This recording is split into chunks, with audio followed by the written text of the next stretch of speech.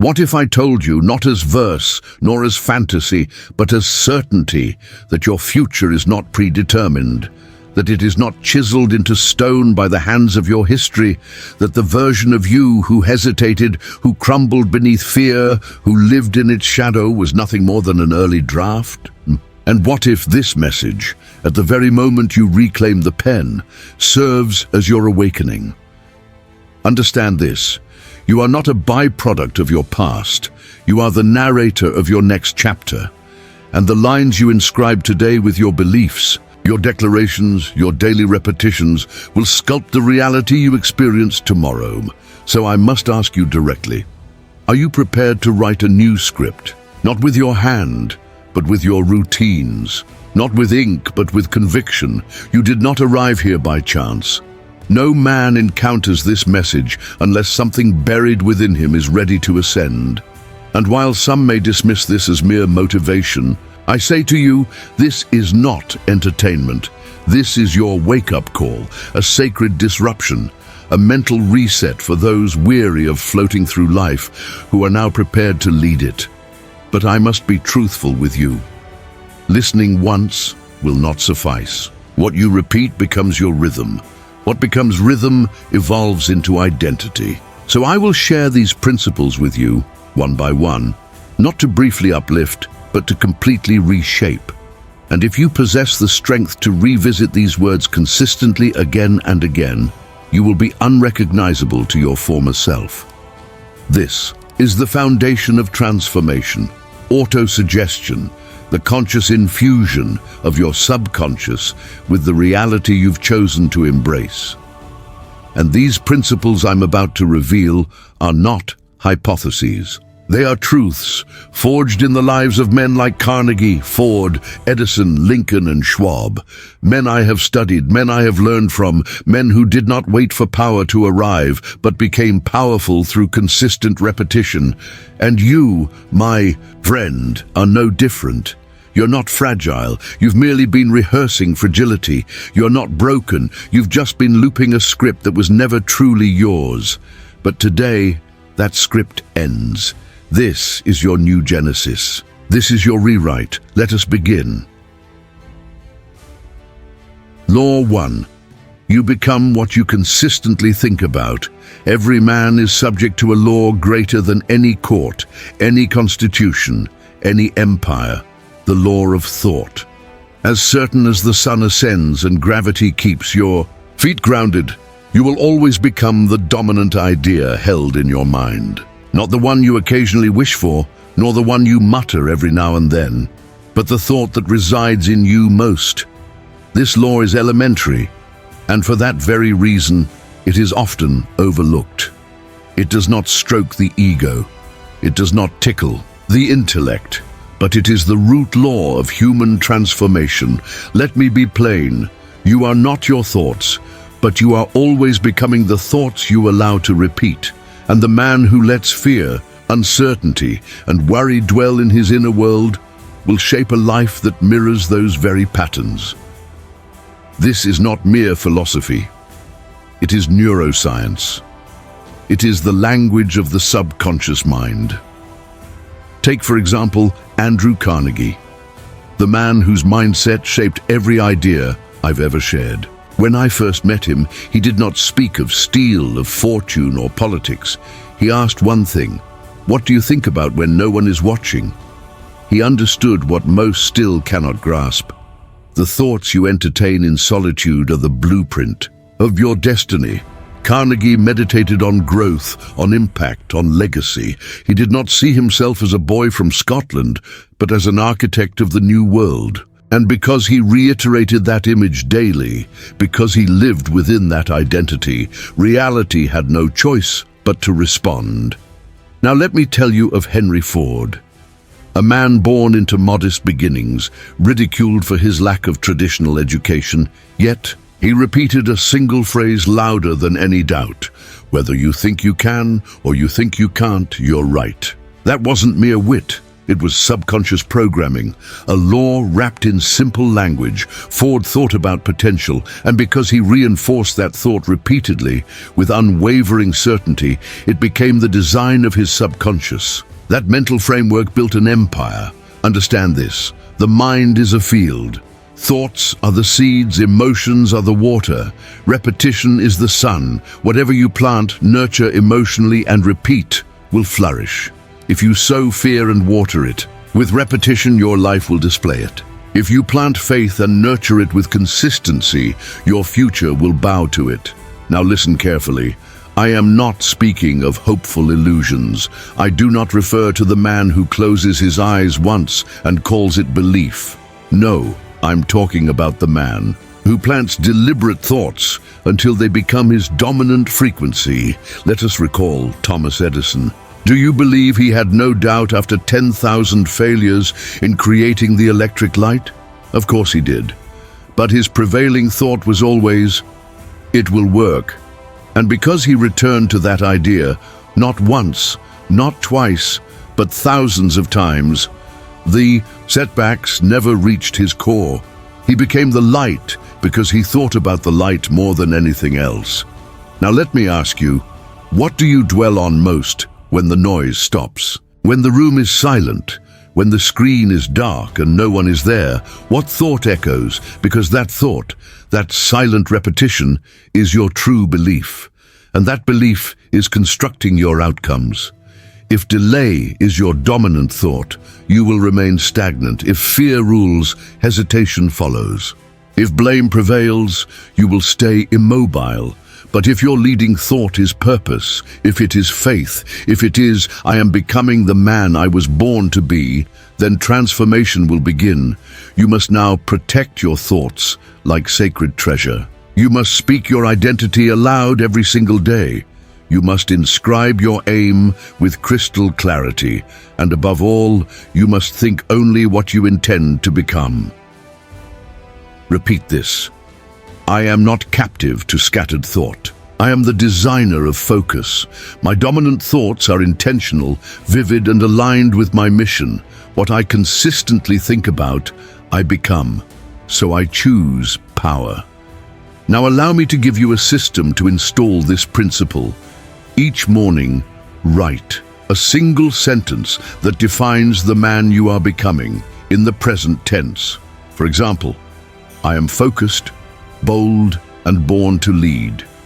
Each afternoon, when distractions tempt you, pause and proclaim that identity aloud, as though your future depends on it. Because it does. Each evening, before closing your eyes, visualize that man already alive. Feel it, speak it, and let your subconscious dream of the identity you have claimed. This is how you gain dominion over your mind.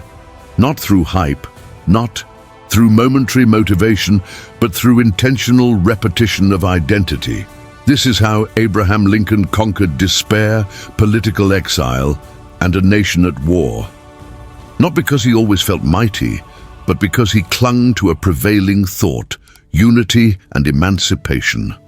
That thought consumed him. It fed his spirit. And though he bent under pressure, he never shattered, because his thoughts were grounded. That is your mission now, to forge a mental anchor so firm no storm can shake it, to become the kind of man whose internal voice roars louder than any outside noise, to live by the law that never lies. You become what you think about most. Say it now. I think power. I speak power. I become power. And then say it again and again and again, until your subconscious claims it as truth and your life begins to reflect the law you now live by. A man gives up after 3 tries, but Edison carried no average belief. He was consumed, driven by purpose. That obsession gave birth to unshakable faith. He once said, "I have not failed. I've just found 10,000 ways that won't work." What does that tell you? It reveals a man who refused to speak in terms of defeat, a man who trained his subconscious to obey faith, not statistics, not opinions, not temporary evidence. Now consider Abraham Lincoln, perhaps one of the greatest living embodiments of faith through adversity. Lincoln didn't ascend to the presidency through charm or popularity. He rose by clarity of mission and endurance of belief. He lost elections, battled depression, endured mockery and betrayal, but he persevered. He led a fractured nation through civil war. And during the bleakest nights of that war, with death and despair looming over the Union, Lincoln wrote affirmations to himself. He spoke words of strength and unity into his own mind. Why? Because he understood that if fear were allowed to rule his thoughts, he would become paralyzed and the nation would collapse. He once wrote, "The best way to predict the future is to create it." That is faith, not hope, not luck, creation. Spoken belief repeated into existence. And what about you? When fear whispers in your mind, do you answer it with conviction? When the path grows dim, do you hesitate or do you continue? You must now adopt faith as your baseline, your default mode of existence, and that comes through 3 daily rituals. Declare your vision aloud, not as a wish, but as a command. Act before you feel ready. Action builds evidence, and evidence strengthens belief. Refuse to speak fear, because even casual language shapes your subconscious. Say this aloud: faith is not emotion. Faith is identity. I move before I feel ready. I trust before I see results. I act in faith. I build in faith. I win in faith. Understand this. Faith does not guarantee comfort, but it guarantees power the moment you commit to living by it. Andrew Carnegie, the man who imparted to me the principles I now share with you, once told me, "Mr. Hill, teach men to replace fear with faith. Do that, and they will build anything." That sentence became my life's mission, and now it must become yours. Fear will not leave through more thinking. It won't dissolve with time. It must be replaced by repeated belief, decisive movement, and relentless forward momentum. This is how doubt dies. This is how certainty grows. This is how lives are transformed, by embedding the law of faith into every fiber of your being. So let this be your command from this day on. I will not obey fear. I will act in faith. I will speak belief. I will move like one who has already. Repeat it daily, because repetition is the only language your subconscious respects. And once your subconscious accepts this law, there is nothing you cannot do. Now let us proceed to Law 3, the law that gives your faith a target, a foundation, and a flame that cannot be extinguished. Law 3, the law of a definite chief. There is no greater tragedy than a man full of potential drifting in thought, drifting in effort, drifting in identity. Why? Because he has no definite chief aim, no singular purpose, no guiding direction. He doesn't wake up with purpose, but with distraction. He walks not with decisiveness, but with doubt. He speaks without conviction and lives without command. What becomes of a man like this? He becomes a leaf in the wind, tossed by opportunity, misled by opinion, governed by fear, and erased by history. A man without a chief aim isn't living. He's merely existing. But the man who possesses a definite chief aim, who affirms it, repeats it, and breathes it daily, becomes dangerous. He is focused. He is immune to drift. He doesn't question what to do, who to become, or what he is capable of, because he already decided. And once the mind decides, the world begins to rearrange to fit that decision. Let's revisit the man who first taught me this law, Andrew Carnegie. When I first met Mr. Carnegie, I was young, curious, but without direction. He spoke to me with a level of certainty and urgency that shook me. He said, "Young man, a person without a definite purpose falls easy prey to worry, fear, trouble, and self-pity, all of which lead to failure." He made it clear, all monumental fortunes, all meaningful movements, all great lives begin with a clearly defined aim. Not a vague dream, not a fleeting wish, a precise declaration. Carnegie's goal wasn't simply to be wealthy. His chief aim was to become the steel king of America, to reshape an industry and bring order to a chaotic market. Every decision he made, what books he read, the men he hired, the thoughts he nurtured, served that one dominating purpose. You don't need 1,000 goals. You need one definitive goal. All others fall under its command. Consider Henry Ford. His aim wasn't just to build automobiles. It was to make them accessible to every working family.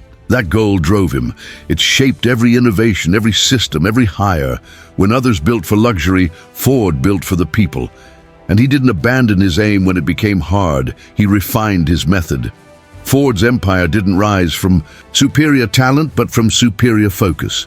This law, the law of a definite chief aim, is what separates those who dabble from those who dominate. Charles Schwab, handpicked by Carnegie to run U.S. Steel, understood this too. His aim was to become the greatest business leader of his era. He wasn't an engineer. He wasn't the most intelligent man in the room, but he was the clearest. That clarity made him indispensable. Now let me direct this to you. What is your chief aim? Have you written it down? Do you affirm it morning and night? Have you built your thinking and habits around it? Or are you still drifting, hoping that one day purpose will knock on your door? It won't. Purpose is not something found. It's something forged. You must choose it, own it, and train your subconscious to treat it as law. Here's what the average man does. He sets goals based on how he feels. He follows ideas that burn out quickly. He dreams big one day and compromises the next. He starts moving, then stops. Why? Because he never made his aim definite, never made it law. And the subconscious, when not directed with clarity, defaults to fear, to habit, to safety. Let me give you the exact process I've taught thousands. Write your definite chief aim in present tense. Use vivid, powerful language. I am building, not I will. Repeat it aloud, with emotion, every morning and every night. Emotion plus repetition imprints the subconscious. Take aligned action every single day, no matter how small. Identity is not what you say, it's what you do consistently.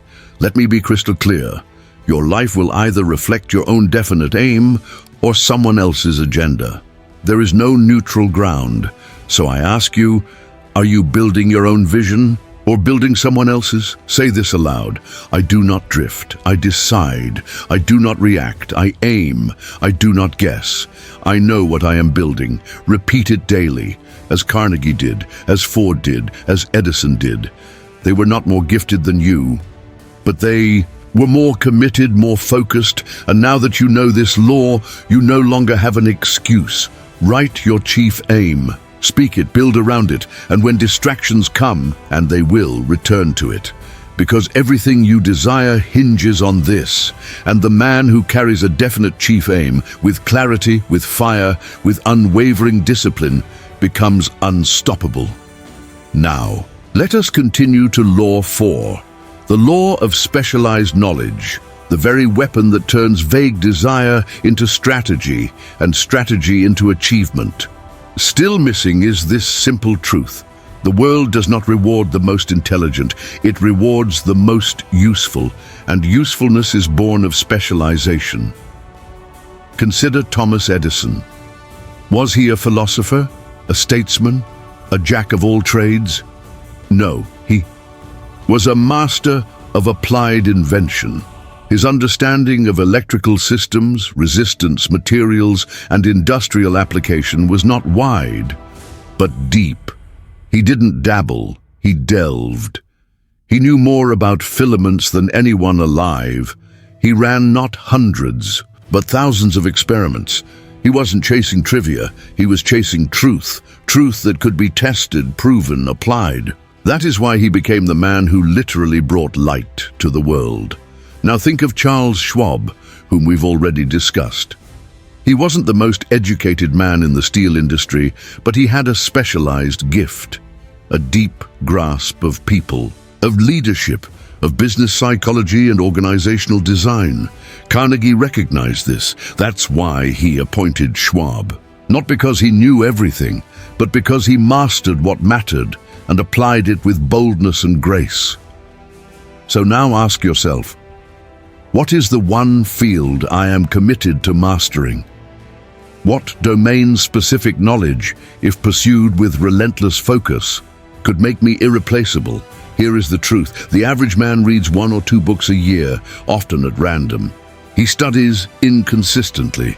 He watches whatever appears in his feed.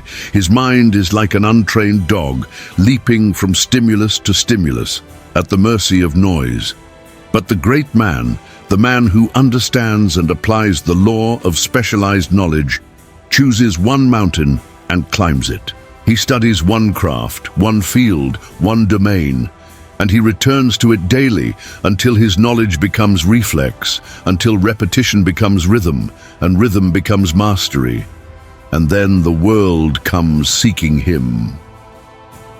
Let me give you the exact blueprint that was given to me by Andrew Carnegie himself. Define your definite chief aim. You've already done this. Now ask, what specific knowledge fuels this aim? List the skills and disciplines required to dominate your chosen domain. If your goal is to lead an empire, study leadership, influence, systems, and strategic thinking. If your goal is to master a craft, immerse yourself in technique, relentless repetition, and focused innovation. Build your reading list. No more casual reading, no more random input. Choose the 5 to 10 most profound books or mentors in your domain and study them, not for entertainment, but for embodiment. Teach what you learn. Carnegie once told me, the fastest way to deepen knowledge is to share it. When you teach, you clarify, you organize, you ingrain, apply daily. Do not merely study, build, test, move, turn every lesson into action, every insight into momentum. Now, a warning. This law requires patience. The rewards are not instant, but they are inevitable. The man who commits to specialized knowledge over years becomes immovable. He is not subject to layoffs. He is not shaken by trends. He becomes the source, and those around him recognize his power. Abraham Lincoln, often remembered as a statesman, was once just a poor farm boy. He never attended elite universities, but he specialized in one powerful skill: language. He read voraciously. He taught himself law. He studied oratory, rhetoric, and scripture. Why? Because he knew if he could master words, he could move hearts. And moved hearts change nations. That focused knowledge carried him to the White House and through the greatest internal war America has ever known. So let me speak to you now. Stop skimming. Stop scattering your energy. Stop consuming what doesn't contribute to your destiny. Choose your aim. Choose your field. Choose your fire. Then burn away everything else. Say this aloud: I am not a generalist. I am a weapon. I do not chase distractions. I build mastery. My knowledge is deep. My knowledge is rare. My knowledge is powerful. Say that every day. Reinforce it every hour. Because the world does not give its greatest rewards to those who know everything. It gives them to those who know exactly what they are doing and do it better than anyone else. That is Law 4. Now we move into Law 5. Surround yourself with power. Your environment either builds you or breaks you. You may believe that success is forged in solitude, through grit, through long hours, through quiet work. And yes, some of that is true. But now I must tell you the greater law. No man becomes powerful in isolation. Every empire was born through alignment, through the right minds, the right voices, the right energy. You do not rise alone. You rise through those who breathe fire into your vision, or fall through those who drain it from your soul. Environment is not neutral. It is either a sword in your hand or a stone around your neck. Let me be clear. You must surround yourself with people who sharpen you, not soften you. With those who speak possibility, not skepticism. If you're the most driven man in the room, you're in the wrong room, because what surrounds you eventually enters you. Henry Ford understood this without compromise. He didn't build the Ford Motor Company alone. He surrounded himself with a mastermind group, a concept I've taught at length because it is foundational to achievement. Ford assembled minds like Edison, Firestone, and Burbank. They didn't meet for leisure. They met for alignment. They traded ideas. They challenged assumptions. They projected vision. Most of all, they built belief, because belief, when shared among strong minds, multiplies, and fear, when tolerated among weak minds, infects. Ask yourself, who do I allow into the temple of my mind? Who holds the keys to my attention, my energy, my conviction? Carnegie once said to me, "Show me a man's 5 closest companions, and I'll show you his future." He meant, you cannot outgrow your circle. You cannot build discipline in a sea of distraction. You cannot hold to faith while surrounded by those who breathe doubt. Carnegie handpicked every man around him, not just for skill, but for spirit. He demanded loyalty to purpose, hunger for growth, and belief in the impossible. That's why he chose Schwab. Not because Schwab knew everything, but because Schwab believed with fire. His energy was magnetic. He awakened greatness just by walking into the room. Edison did the same in his lab. He allowed no cynicism. If an assistant joked about failure too often, they were dismissed. Not because he lacked humor, but because he protected the mental atmosphere like a sacred space. Now I ask you, do you guard your environment like this? If your circle mocks ambition, if it downplays purpose, if it feeds sarcasm and avoids fire, then you are not surrounded by friends. You are surrounded by limitation. You don't need cheerleaders. You need builders. You need men who ask, why not? You need women who look you in the eye and say, you've barely scratched your potential. You need mentors who make you uncomfortable with comfort. And understand, this law is not just about people, it's about input. What books do you read? What voices do you let into your ears? What do you consume when no one is watching? Because input becomes internal voice, and internal voice becomes external destiny. If your atmosphere is charged with power, you will breathe power. If it is soaked in distraction, comparison, compromise, you will suffocate. Build your mastermind environment. Build it through people, through pages, through silence and solitude. Create a space so charged with vision that doubt cannot survive in it. Say this aloud: I do not allow weakness into my circle. I do not breathe the air of average. I do not seek approval. I seek alignment. Repeat that until your subconscious receives it as truth, because it is.